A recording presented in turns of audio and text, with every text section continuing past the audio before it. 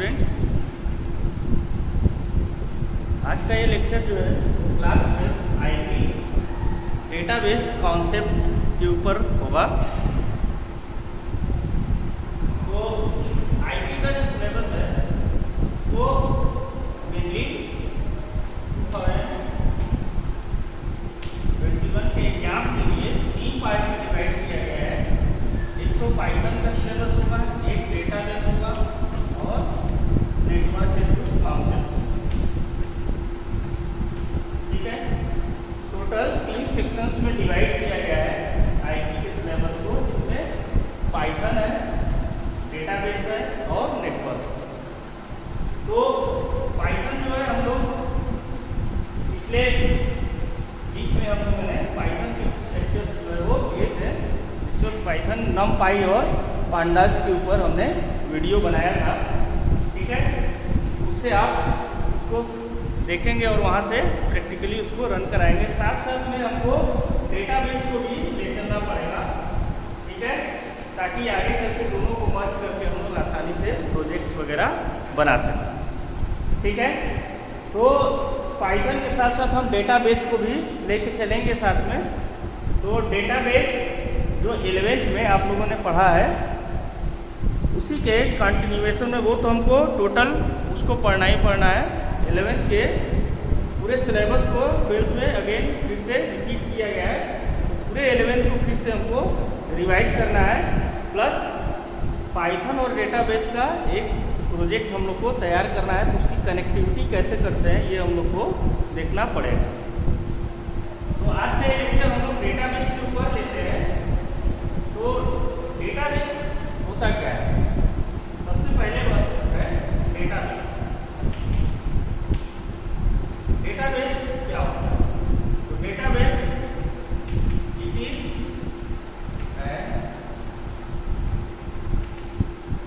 Organised collection of data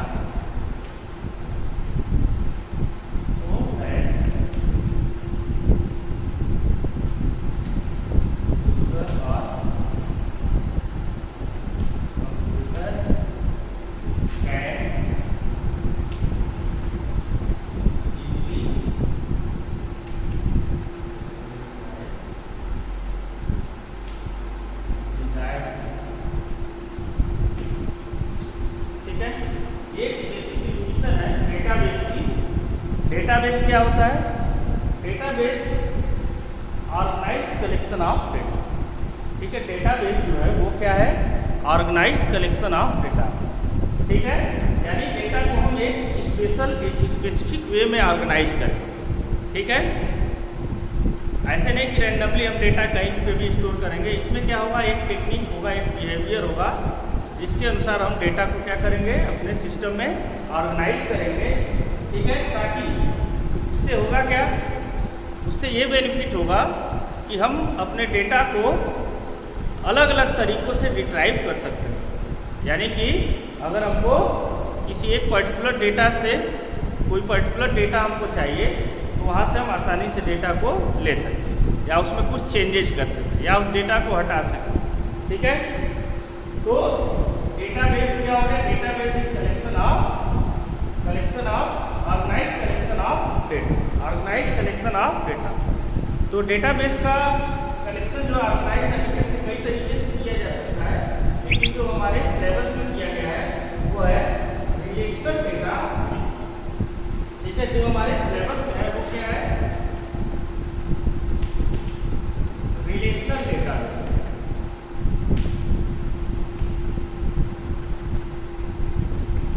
ठीक है, relational database में डेटा को हम लोग किस फॉर्म में रखते हैं? रिलेशन, और इसको हम लोग टेबल में जोड़ते हैं। इसको हम रिलेशन या टेबल के फॉर्म में स्टोर करते हैं। ठीक है, रिलेशनल डेटाबेस में डेटाबेस को हम लोग किस फॉर्म में स्टोर करते हैं? टेबल या रिलेशन के फॉर्म में स्टोर करते हैं। तो इसका स्ट्रक्चर किस तरीके का होता है? तो टेबल को अगर हम लोग देखें तो रिलेशनल डेटाबेस में टेबल का ऑर्गेनाइजेशन कैसे होता है? Table, what is table? ये क्या है? एक रो और कॉलम से बना होता है, रो और कॉलम से बना हुआ एक स्ट्रक्चर है, ठीक है। तो टेबल जो है रो और कॉलम से बना हुआ स्ट्रक्चर, इसमें टॉप पे क्या होगा, टॉप पे हम रखेंगे एट्रीब्यूट्स।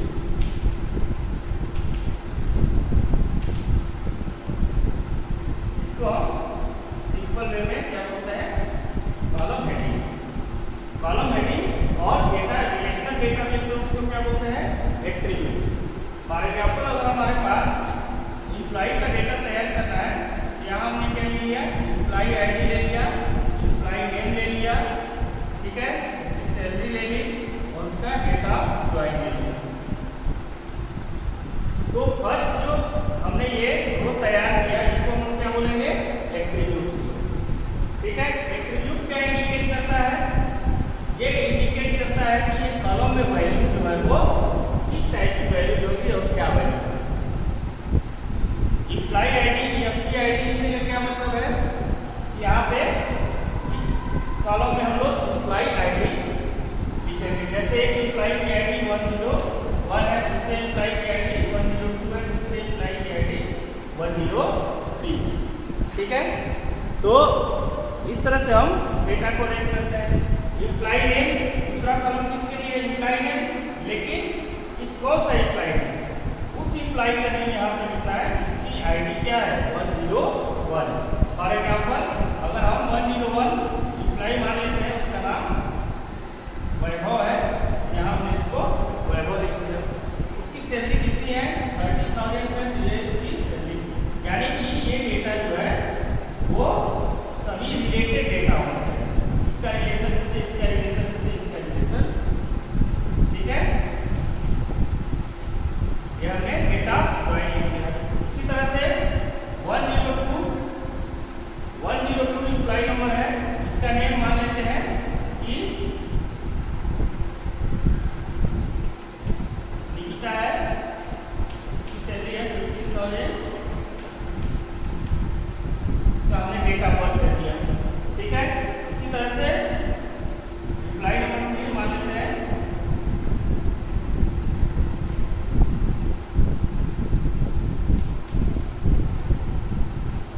ठीक है।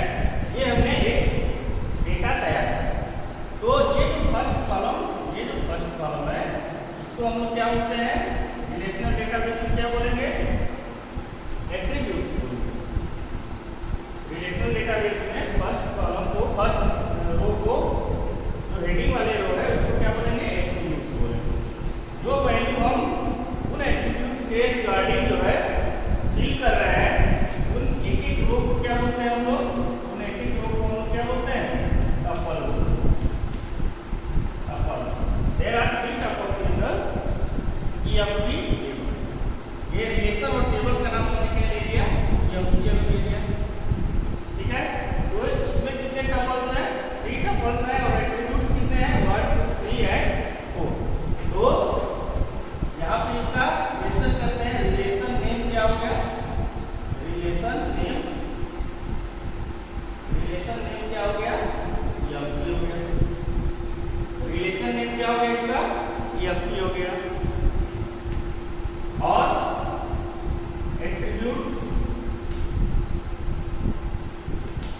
एट्रीब्यूट्स कौन कौन से हैं, एट्रीब्यूट्स में है EMP आईडी,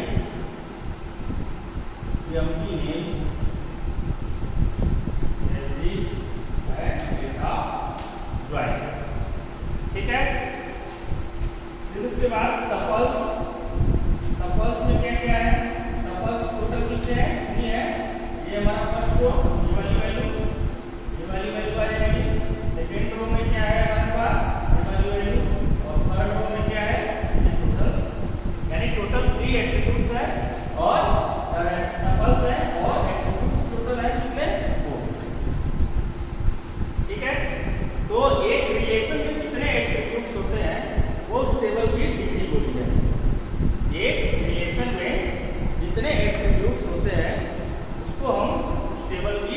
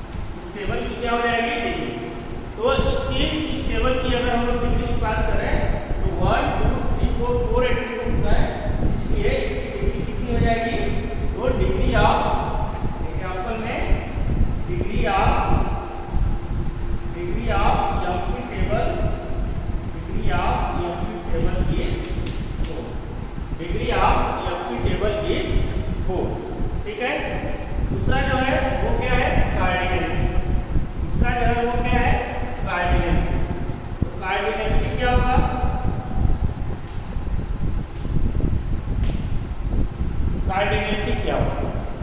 ठीक है, कार्डिनलिटी को कैसे डिफाइन करेंगे?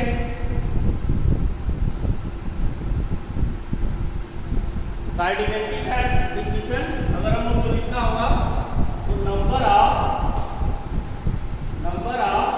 Tuple in a relation is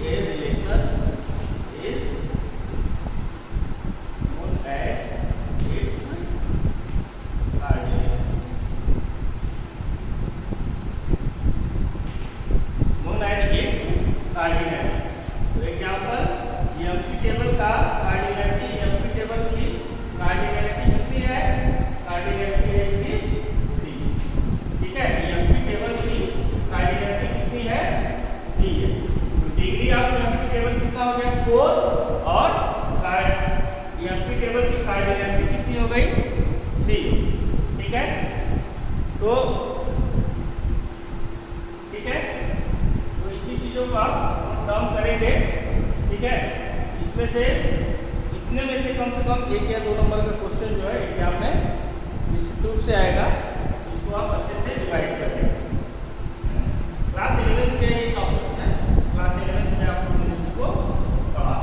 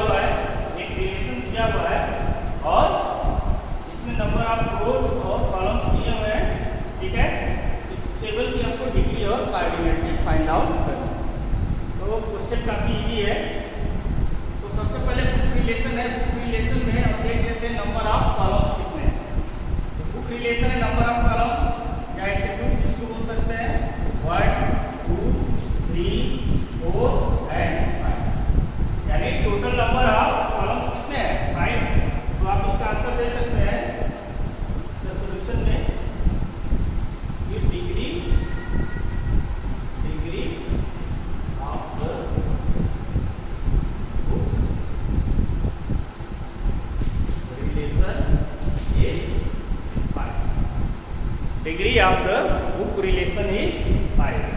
तो बुक रिलेशन की डिग्री कितनी हो गई? 5। हमने काउंट कर लिया 1 2 3 4 5। और डिग्री की डिफिनेशन ही यही होती है कि जितने भी एट्रीब्यूट्स हैं वही उसका डिग्री हो जाएगा। अब कार्डिनलिटी की बात आई, कार्डिनलिटी कैसे लिखें।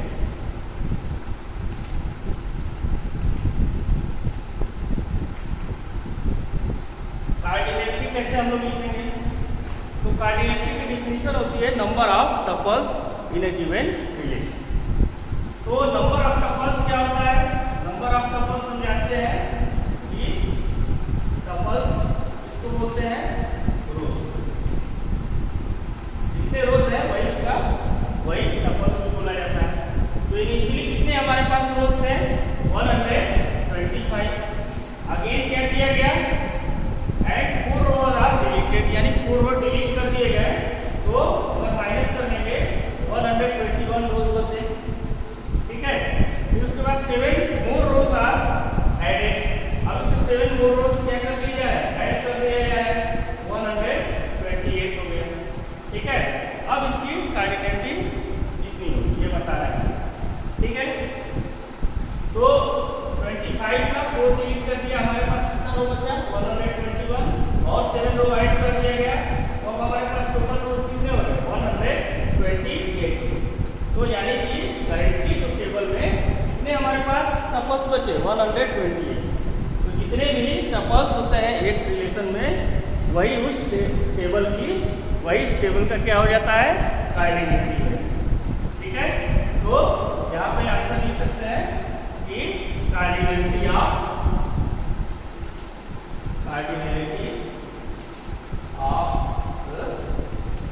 Relation is 120। Cardinality of relation is 120। ठीक है, इस तरह क्वेश्चन एग्जाम में आता है, एक टेबल दे देगा और उसमें से कुछ कॉलम या रो जो है डिलीट करके ऐड करके और फाइनल जो है डिग्री और कार्डिनलिटी आपसे पूछा जाता है। तो डिफिनेशन आपको एकदम याद होना चाहिए कि डिग्री जो होता है नंबर ऑफ एट्रीब्यूट्स और कार्डिनलिटी जो होता है वो नंबर ऑफ टपल या नंबर ऑफ रोज। ठीक है, इसमें कोई कंफ्यूजन नहीं होना चाहिए। ठीक है,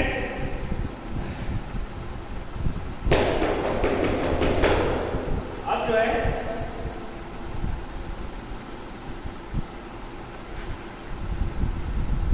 आगे देखते हैं।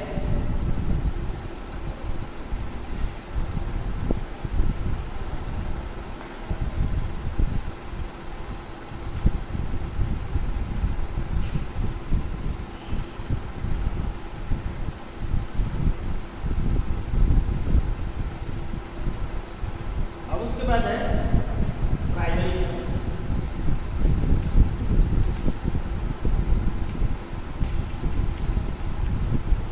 प्राइमरी की क्या है?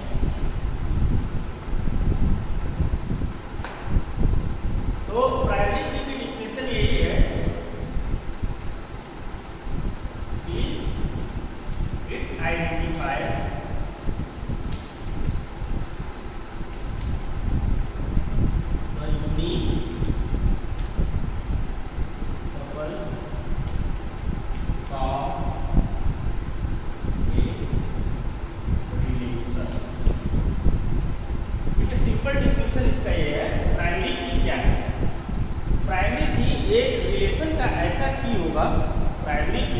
एक रिलेशन का ऐसा की होगा जो उस पर्टिकुलर रो को यूनिकली आइडेंटिफाई करे। उस यूनिकनेस, हर रो को यूनिक कैसे हम बनाए। ठीक है, इसको समझने के लिए एक टेबल बनाते हैं। इसको समझने के लिए अगर हमें छोटा सा टेबल बना लें, हमने बुक टेबल अभी लिया था, बुक टेबल का ही एग्जाम्पल ले लेते हैं। आईडी, बुक नेम, ठीक है,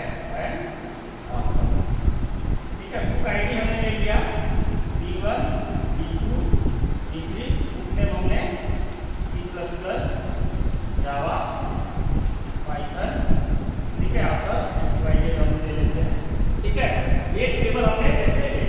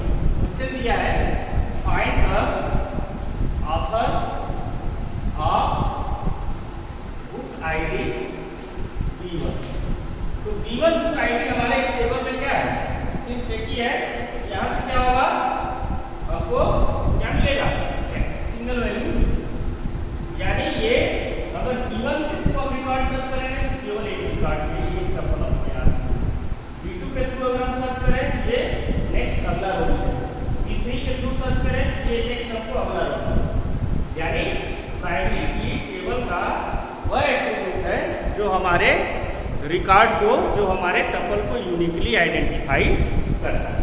ठीक है, तो इसकी डिफिनेशन यही है, it identify unique tuple from the relation. ये आइडेंटिफाई करता है एक unique tuple.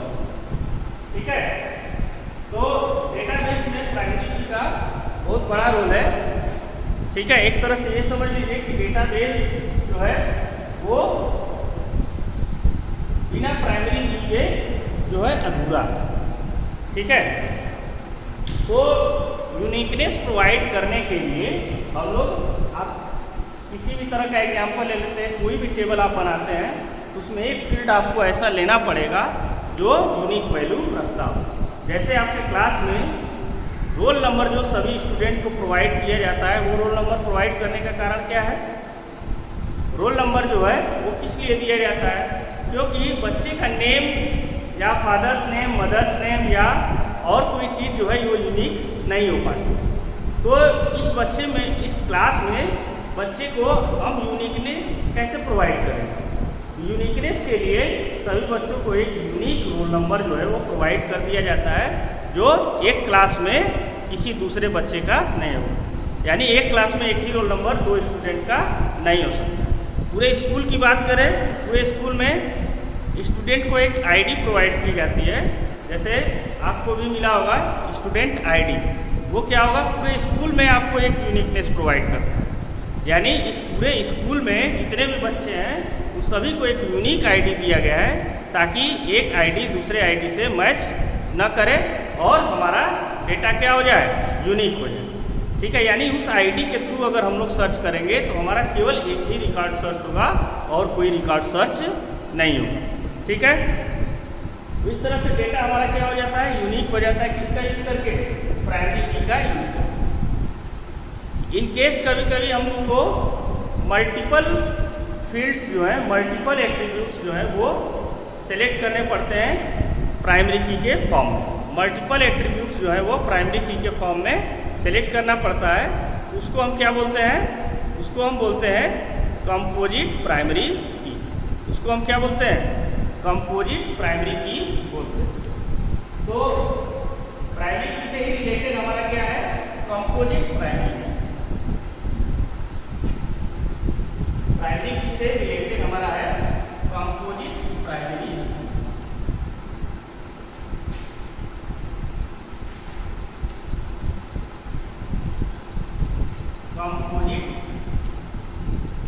Composite primary.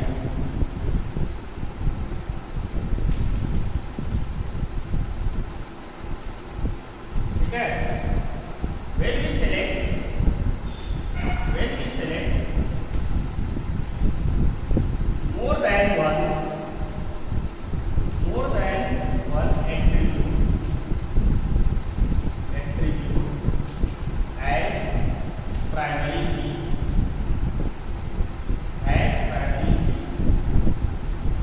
then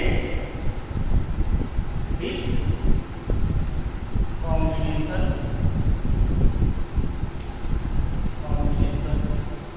of keys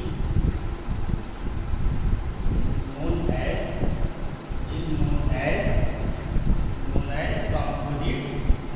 composite primary।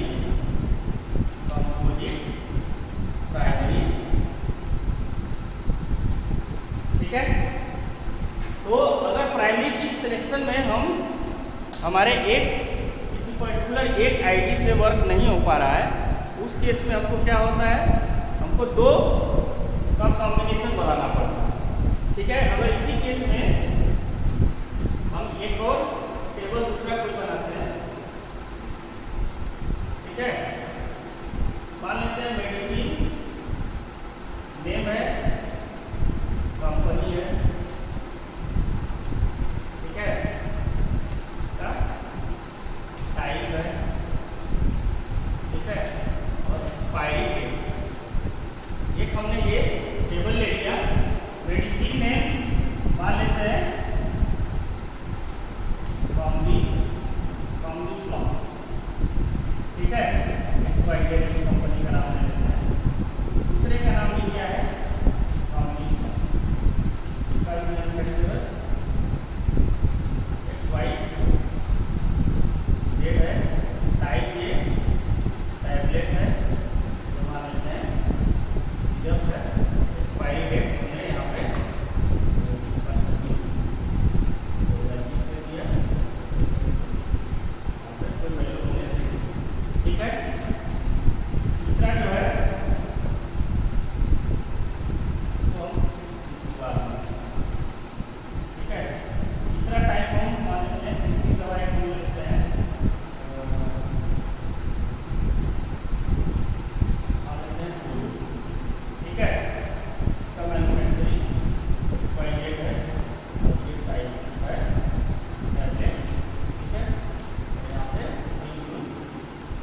ठीक है, ये एक सिंपल टेबल हमने ले लिया।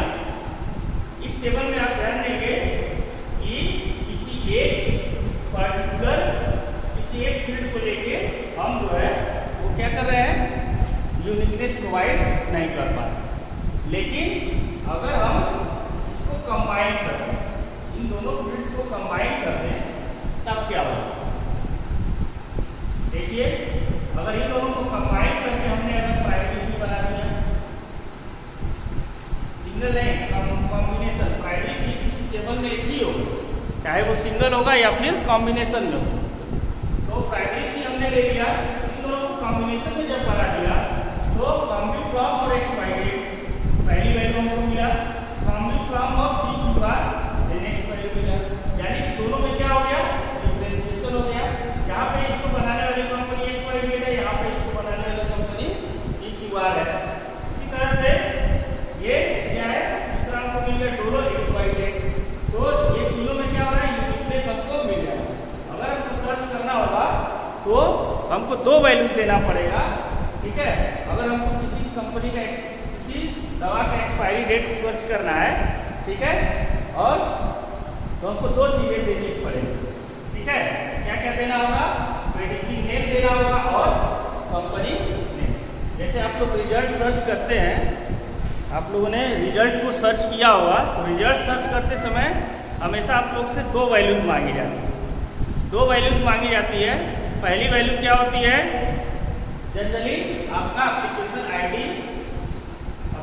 आईडी मांग लिया जाता है और दूसरा डेटा ऑफ बर्थ मांग लिया जाता है। तो इसको मांगने का क्या रीजन है, दो वैल्यू मांगने का क्या रीजन है, ठीक है। दो या दो से ज्यादा भी तीन वैल्यू, चार वैल्यू मांगता है, ठीक है। तो ये यूनिकनेस प्रोवाइड कर, इसमें क्या है, जब टेबल बनाया गया होगा तो उसमें दो चीजों को यूनिक रखा गया होगा, एक दो चीजों से कंपेरिजन, ये दोनों मिला के प्राइमरी की बनाया गया होगा, ताकि डेटा हमारा एकदम एग्जैक्ट जो है वो डेटा टैली करे। एप्लीकेशन आईडी और डेटा पर दोनों मैच करा के वो डेटा फिल्टर होके आता है, ठीक है। तो ये है आपका कंपोजिट प्राइमरी। तो कंपोजिट प्राइमरी क्या है, कॉम्बिनेशन ऑफ की, डिफरेंट कॉम्बिनेशन ऑफ की जो मिला के अगर प्राइमरी की बनाते हैं उसको हम क्या बोलते हैं, कंपोजिट प्राइमरी की, ठीक है। तो इसको आप नोट डाउन कर लेंगे, कंपोजिट प्राइमरी की और कंपोजिट प्राइमरी की। तो आज के वीडियो में हम यहीं पे इसको छोड़ते हैं और नेक्स्ट वीडियो जो कल हमारा होगा उसमें हम